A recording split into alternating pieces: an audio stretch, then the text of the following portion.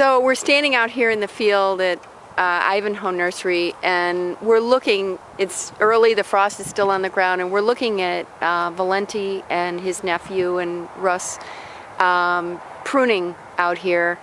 And Valenti, you're talking about the pruning process being very complex and taking a lot of time, and it's really the integrity of the tree that... Yes. Yeah, pruning is very important, you know. If you don't do it right away when you put that tree in the ground, in a couple of years, that is going to be just a garbage. You know? So that's why you got to take your time, you know. It's not that easy, but that's what we're trying to do right now. And Russ, you were talking about wrapping the thing at the top, how it's even important. Well, even here, this has been tied. This is a special tie that we got in, which is really, it stretches as the tree grows. But see how we looped it around, and then that way, when the tree is not brushing up against the bark, and it's not going to damage that bark. So it's just a technique. A lot of people would just take that tie, wrap it around, but when the winds blow, next thing you got a big scar there.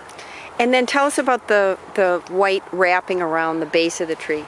Well, this is for, you know, serves two purposes. One is for, you know, makes the tree so that the deer aren't rubbing up against it. And then on some trees they need it to reflect the winter sun, because you can get the sap flowing on a warm winter day.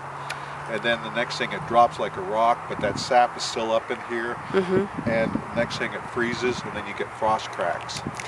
And when do you remove those? You don't just keep them on all the time? No, they get removed because you don't want to put them on and leave them year round. You'll get insects down there, you'll get disease, everything else. So you try to get them off by, you know, sometime in May, late May, whenever the work lets up so that you're able to do that. And it hardens up the bark too. You can imagine bark that's not being hit with the sun is going to, you know, be somewhat soft. And the tree that we're looking at right here, the ones that you're pruning now, how old is this tree, and when will that be mature to be able to sell? Well, this tree is 2 years old that we put into the ground, and it should be ready. What would you say, Valenti? 2 years? Two more years. With this pruning, it's really going to help. What we're doing here is we're trying to cut the branches, you know, double branches, so the tree itself will get a bigger head, and the trunk will get thicker, you know. So that's the purpose of it. And how many trees do you think you'll be pruning this year? I want to finish them up. I want to get them all. So we have about 2,100 trees in the ground right now. Well, we have about 16,000 out here. Need to be 16,000. And that's a mixture of some shrubs on standards like hydrangeas and things like that.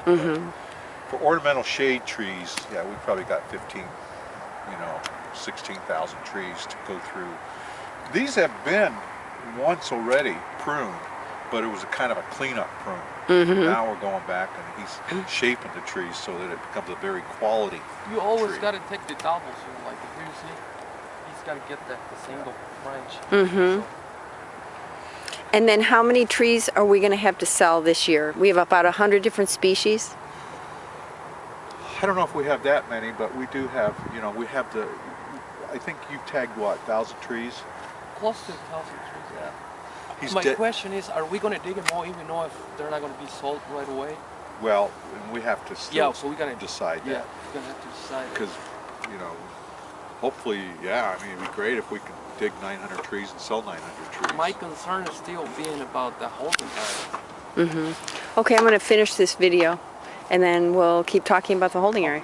Okay.